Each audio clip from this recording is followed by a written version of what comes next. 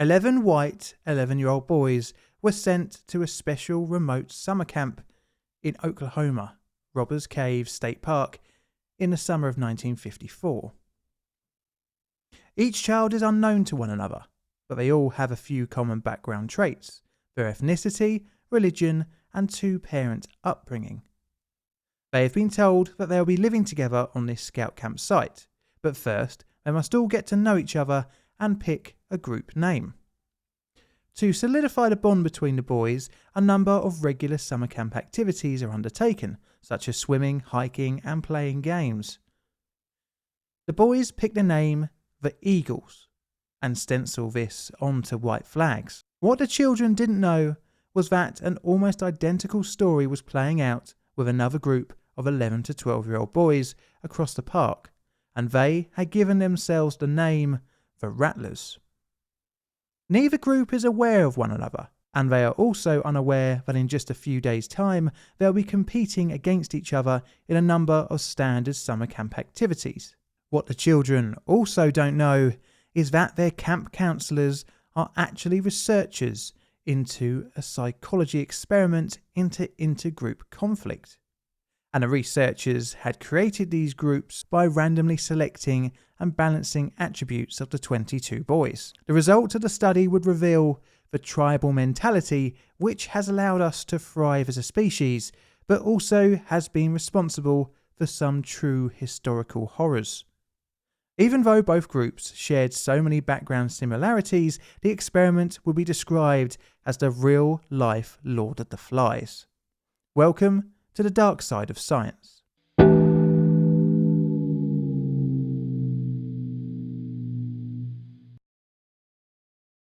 Our story starts not in the USA, but in the Ottoman Empire, with the birth of Muzaffar Sherif on the 29th of July 1906. Sherif, in the first 20 years of his life, would see a tumultuous time for his home country. He grew up in Odamis, located 113 kilometres south of the city of Izmir, in roughly the west of modern-day Turkey. Izmir would see occupation during the Turkish War for Independence, which ran between 1918 and 1923. Sherif would go on to college during this period, graduating in 1926 with a Bachelor of Arts from Izmir International College. His education would continue with him earning an MA from Istanbul University in 1928. After discovering the works of William McDougall, he looked into the theory of instinct and social psychology. As a surprise to probably no one, McDougall was also into eugenics. It does seem like everyone was into this theory in the early 20th century. Anyway, I digress. Sherif would enroll at Harvard in the late 1920s, gaining an MA. He would re-enroll in 1933 after a visit to Germany, although he would change to Columbia for his doctorate, earning his PhD in 1935. Upon returning to Turkey, Sherif was offered a position teaching at Ankara University. During his time at the university, he was very open about his anti-fascist views. At a time with Germany falling under the spell of Nazism, Sherif was highly critical of Hitler and became a communist ideological supporter. This would get him into trouble in the mid-1940s, when in 1944 he was detained with a number of Turkish Communist Party members. Turkey during World War II was a neutral power for the most part, until it sided with the Allies in February 1945. But the country was fearful of a Soviet invasion and sought to secure itself with the capitalist Western allies. This was around the same time that Sherif decided to leave Turkey and return to the USA after being detained, in fear of a harsher punishment for his political activities, as the country looked further to the west in its political alignment. Sherif, a graduate from 2 US universities, found his Marxist views in the late 1940s a benefit to his career, as the social academic environment at the time was far more left-leaning. This led to his book The Psychology of Ego Involvements, 1947, published from Princeton University. But being left-leaning wasn't to be a benefit for too much longer, as the dark shadow of the Cold War loomed and the rise of McCarthyism. By the beginning of the 1950s, Sharif's social, political and professional ties to Turkey fell apart during the anti-communist movement. To add further insult to injury, Ankara University officially fired him, citing his marriage to a US citizen. Oh yes, I nearly forgot to talk about Carolyn, his wife. The couple met in 1945 when Carolyn, who at the time was a research assistant at Princeton University under Mr. Sharif. She had gained a master's degree in 1944 while studying under Wendell Johnson of monster study fame. Their professional relationship developed into a personal, then romantic, culminating in their marriage in December 1945. The two would go on to produce multiple works in the psychology and social psychological fields. Okay, well, that's a little bit of a background to the experimenters. Let's look at the experiment itself. Starting in 1945, the Sharifs began to look at the field of social in-group. Let me dust off my dictionary for a second for the official definition. An in-group is a small group of people in an organisation or society whose members share the same interests, language, etc., and try to keep other people out. The Sharifs sought to artificially create in-groups amongst young boys to see if they could turn these groups against one another to study the intergroup conflict. The first experiment would take place in the summer of 1949 with 24 white 12-year-old boys from lower middle-class Protestant backgrounds at an isolated camp in Middle Grove.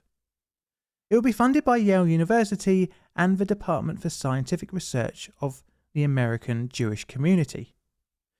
The reason for all the children having the same background was to eliminate differences apart from personality between the boys.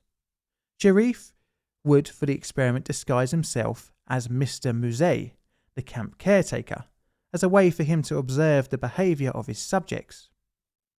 The experiment would be formed of 3 stages. The first consisted of all the boys taking part in activities amongst each other and were allowed to form friendships. After a while, the 24 boys were divided into 2 groups. The experimenters deliberately separated the budding friendships in their selection of each cohort of 12 children.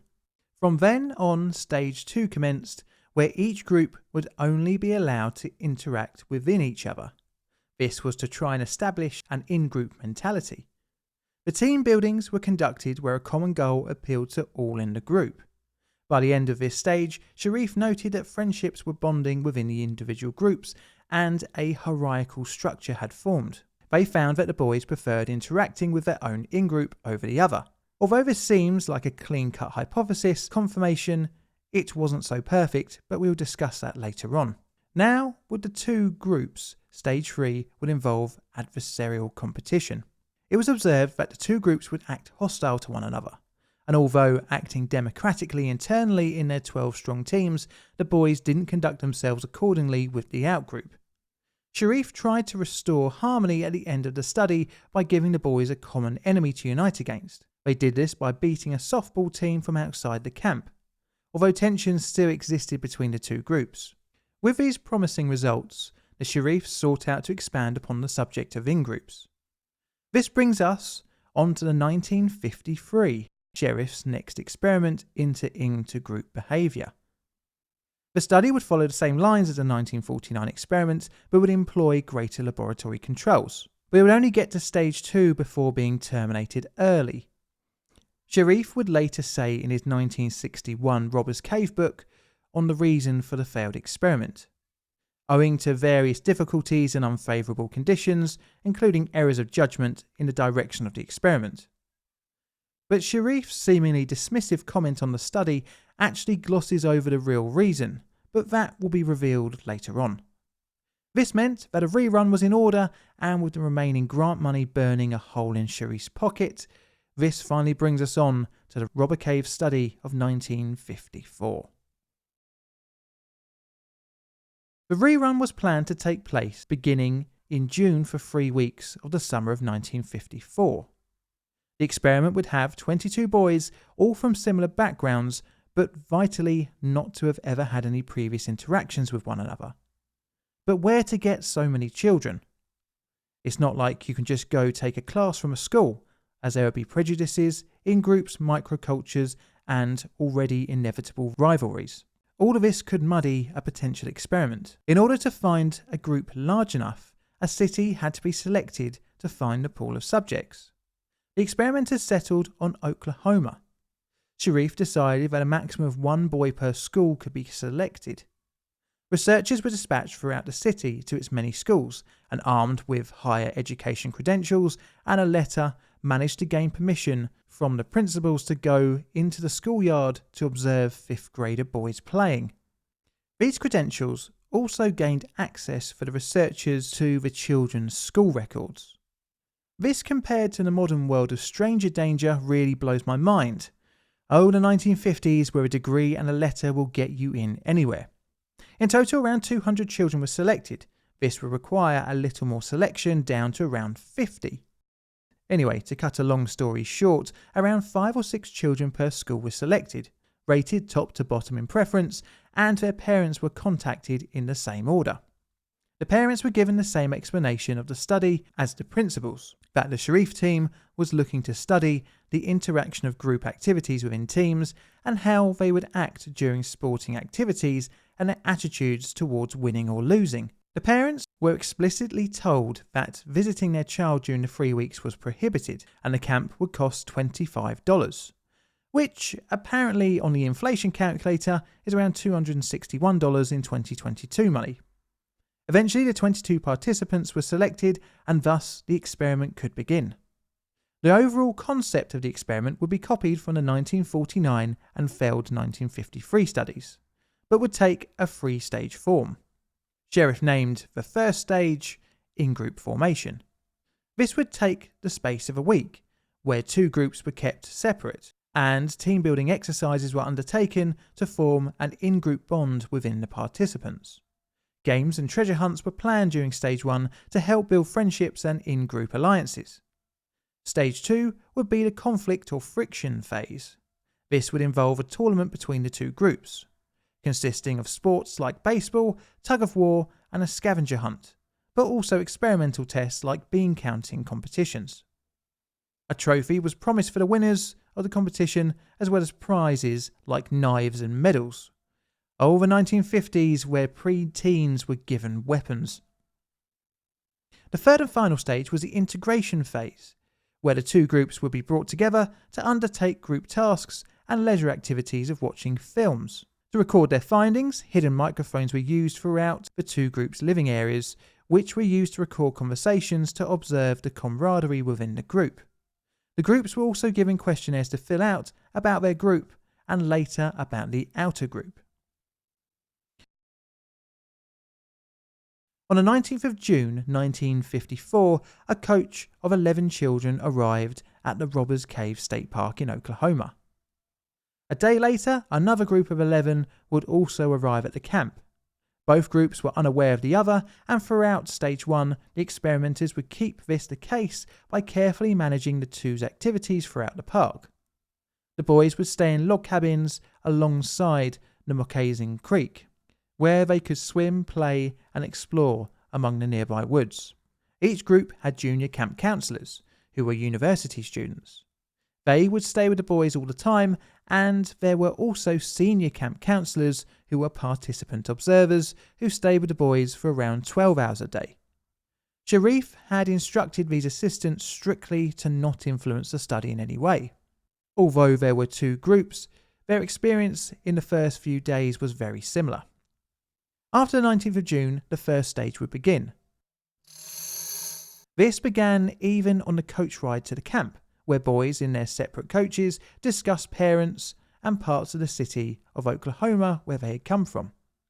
Games were played and the groups were encouraged to create team names, make flags and create a motto. One group took the name the Eagles, where the other took the name the Rattlers. Over the next few days, the groups were allowed to create hideouts and, using a canoe placed near each respective campsite, created their respective holdouts. In order to keep both groups separate, meal times and activities were staggered. The groups were allowed to purchase t-shirts and baseball caps for stenciling their respective group names on, as well as white sheets to be turned into flags. The type of language within the group addressed items as "our things" and a noticeable microculture was developing within the boys. Towards the end of the week, the two groups were allowed to find each other, and once completely confirmed by the camp workers that there was indeed another group, both groups became eager to see one another. But a slight spanner was thrown in the works. Two boys in the Eagle group had to be sent home due to homesickness. This would give an organic path to stage 2, the friction stage. But the experimenters found that both groups became insistent on challenging one another to a baseball game, allowing the subjects to believe that the tournament of stage 2 was going to be their idea. The continued insistence of the groups, albeit mainly from the Rattlers, meant setting up the control circumstances for stage 2 became increasingly difficult. The Rattlers, upon hearing the other group was playing on the baseball field, began to use language like, "They're using our diamond," or "they're on our field." This showed that the in and out group dynamics had successfully formed, at least in the Rattlers. And thus, the experiment moved into stage 2, or the friction phase. The first day of the friction phase consisted of an informal discussion between the experimenters, posing as staff, and the two groups separately. These discussions informed the children of the tournament's possible prizes and assured them that every effort was being made to set everything up for the two groups to face off. Crucially, during the first day of stage 2, both groups had no physical or visual contact with one another. The different groups had different reactions to the informal announcements. The Rattlers seemed to be really excited for the competition and showed aggressive language about the other group. They appropriated the ball ground as theirs and planted a Rattler flag and made aggressive remarks about any would-be flag removers. The Eagles, on the other hand, were far less enthusiastic, with only a couple of the boys sounding particularly eager to face off. For the remainder of the day, the two groups prepared and practiced. The Eagles were showing, as the day progressed, a greater group pride when their flag was attached to a pole. On the second day, the two groups would have their first close quarters contact. Almost immediately, this broke out into name-calling and aggressive behaviour. The two groups had breakfast at different times, where they were introduced to the tournament exhibit, which took the form of a trophy, bladed knives and medals.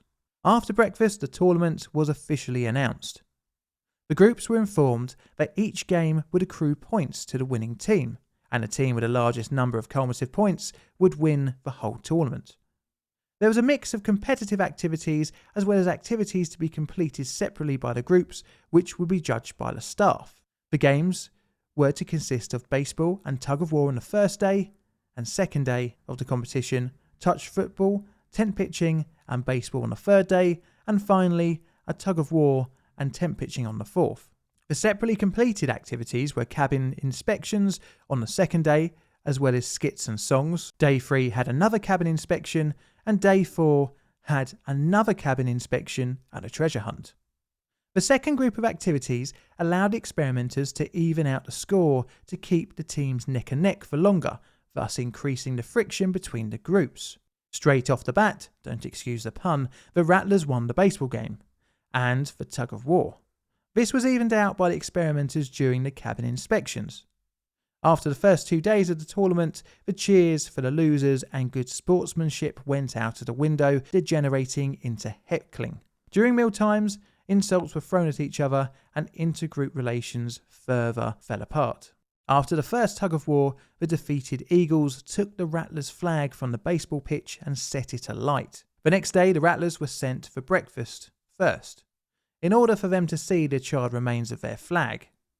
In retaliation, a punch-up between the two groups ensued, and in the scuffle, a member of the Rattlers grabbed and burned the Eagle flag. The next tug of war on the second day resulted in a strong win for the Eagles. Frustrated in this, and fueled with anger from the flag burning, the Rattlers set about planning a raid of their adversary's camp. In the night around 10:30 p.m, the Rattlers group hit the Eagles' cabin, turning beds and ripping window screens, stealing comic books and even clothing. The next day during lunch, the Eagles hit the Rattlers' cabin, doing the same amount of damage. The Rattlers by now had also replaced their burnt flag with a stolen pair of trousers, much to the annoyance of the Eagles. The competitions continued and were manipulated in such a way that by the last day of the competitions it was neck and neck and pivoted on the final task, the treasure hunt. Because the hunt was separate between the two groups, again this result could be manipulated in the favour of the smaller Eagle group. Right at the end of the hunt, both teams were brought out in front of the trophy and prizes, and the winners were the Eagles. The Eagles did the hunt in 8 minutes and 38 seconds, and the Rattlers did theirs in 10 minutes and 15 seconds. The difference was night and day between the groups' reactions. The Eagles, gleeful in the win, shouting and jumping, juxtaposed to the Rattlers dejected sitting watching the winners celebrate. The Eagles went off to the creek to swim and play in victory. This must have grated on the defeated group, and they planned to even the score. The Rattlers again raided the Eagles' camp, and in doing so stole the knives and medals which had just been won. Upon finding out, the Eagles squared off against the Rattlers, and a fight looked like it was about to break out. A couple of the boys scuffled, but quickly this was broken up by the staff. The Rattlers' observers herded the group back up the path to their camp. A staff member returned some of the prizes to the Eagles, but it was clear that neither group wanted to have anything to do with the other. And thus the experiment now moved into its final stage, integration. Sharif and his team had created two groups who had become arch enemies. This hatred was not from racial, religious or cultural backgrounds, but purely from being arbitrarily selected into a group by a third party. Initially, it was thought that just exposure of the two groups to one another would increase positive feelings between the two. Sharif tried group meals and watching movies in the recreation hall. During these scenarios, the staff would leave the groups. During the initial contact, seating was freely available, thus giving the opportunity for the groups to intermingle. And before each meal or film, the groups were made to wait near each other, but almost all interactions devolved into arguments and insults. During a lunchtime, unsurprisingly, both groups had chosen seats with one another, and again it devolved into insults and even a food fight. In order to bring the groups together, Sharif decided that stage 3 would include introducing a common goal. The experimenters engineered a fault with the water system. This was done by turning off the tap from the camp's water tank and covering over the area with two boulders.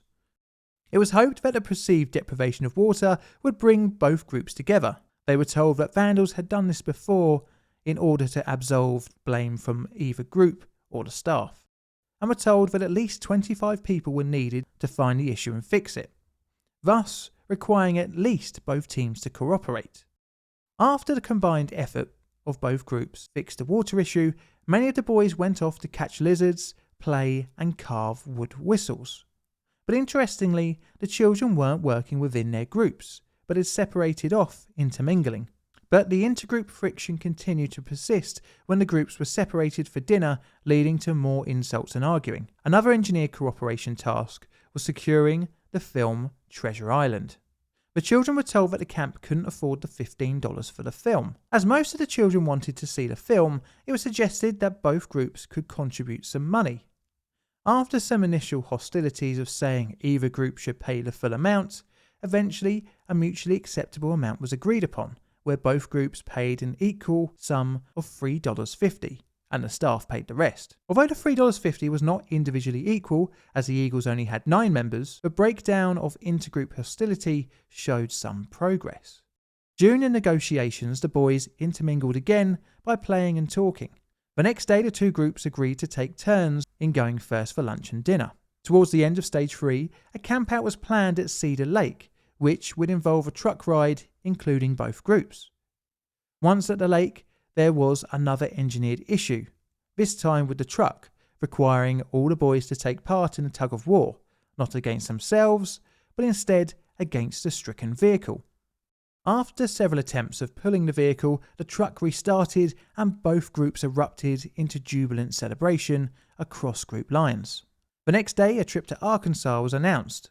This, unlike before, was seen as agreeable by both parties for the other to come along. For the final dinner back at the Robbers Cave site, the experimenters mixed around the seating from before, as to encourage more intermingling. Both groups, as they had done before, lined up, but interestingly, after collecting their food, all of the boys sat together across group boundaries.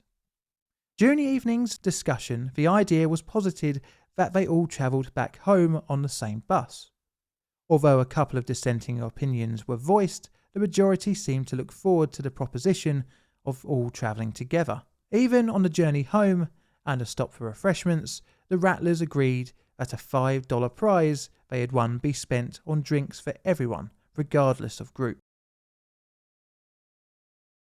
It seemed as if Sharif's hypothesis was correct, in that he could create two groups from almost identical backgrounds to hate one another. The experiment also showed that within the groups a hierarchy was formed with high and low status individuals, all without the encouragement of the adults. It was discovered that in-group stability increased when put into competitive situations with an outgroup, and outgroup hostility also increased.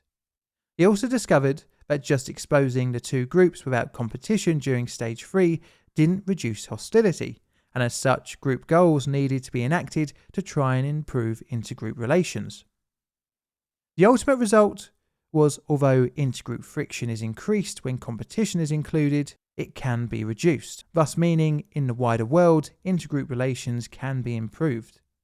At the end of stage 2, Sharif found that intergroup friendships were around 93%, but by the end of the third stage, this had dropped to around 75%, meaning that boundaries have been blurred by the use of superordinate goals. The study has been used as a practical example of realistic conflict theory, where intergroup hostility can arise as a result of competition over limited resources. It doesn't matter, however, if it's real or perceived. This theory has many extensions to explaining racism, xenophobia, and in general our human desire for tribalism, or the exclusion of the other. Take football, or soccer if you're American games for example. People from essentially very similar backgrounds shout hatred and abuse to one another in the stands, just because two teams are playing against one another on the pitch. The spectators probably have more in common with one another than the millionaire sportsmen that they are cheering on. But what of the criticism? Well, there is a long list of both moral and scientific issues here. Morality: the use of children who by design were not aware of the experiment couldn't give informed consent, and their parents and teachers as well were not given the full concept of what the boys were going to be involved in. This, however, does play into Sharif's stated reliability of the experiment's results. But the scientific validity of the study has also been criticised. This is due to the odd vibes during the experiment, where staff members did not exactly act like they were actually staff. Instead of breaking up fights, they took photographs. Instead of telling of poor behaviour, they took notes. This was clearly not subtle, as the reason for the 1953 study ending early was likely due to the fact the children kept on asking why there were microphones hanging in their camp, and the ultimate discovery of a notebook with observations of the children written in. The children, instead of forming into two groups, actually rallied against the experimenters, thus scuppering Sharif's theory. In the Robbers Cave experiment of 1954, the assertion of Sharif that the adults had no influence over the children is clearly wrong, as stage 2 was manipulated to increase the tension between the groups. Even one of the group's names, the Rattlers, was influenced by the boys witnessing one of the adults shooting a snake. The fact that the staff did not act like normal camp workers could have played up the reaction of the boys to be more aggressive. Also, there was no control group, which also brings up issues of the experiment's result validity. How can we know for certain if the groups would become hostile, have food fights, and shout abuse at each other at a normal camp where staff wouldn't intervene and stop the bad behaviour? Furthermore, it could be normal for boys who started out as enemies to end up as friends after 3 weeks, regardless of the superordinate goals set out by the experimenters, leading to Sharif placing more weight on the results and attributing the children's actions to his realistic conflict theory. The study would become a cornerstone of realistic conflict theory and put the Sharifs into the Hall of Fame of experimental psychologists. But multiple modern re-evaluations of the experiment have disputed this. In Gina Perry's book The Lost Boys, which during her research went through all the material from the experiment, found that there was more backstage manipulation than originally thought. The way the Robbers Cave experiment book is written glosses over the manipulation in its neutral language, as Gina pointed out. What is interesting, however, is how the 1953 study actually proved the better nature of the children, in that they stayed friends and turned against the experimenters. Now, where would you rate this experiment on my ethical scale? I'm going to say around a 7 due to the violence that broke out between the boys and the apparent lack of intervention, as well as the lack of informed consent on the part of the subjects. This video is a Plain Difficult production. All videos on the channel are Creative Commons Attribution Share Alike licensed. Plain Difficult videos are produced by me, John, in the currently windy and wet southeastern corner of London, UK. Help the channel grow by liking, commenting and subscribing. Check out my Twitter for all sorts of photos, nods and sods, as well as hints on future videos. I've got Patreon and YouTube membership as well, so check them out if you fancy supporting the channel financially. And all that's left to say is thank you for watching.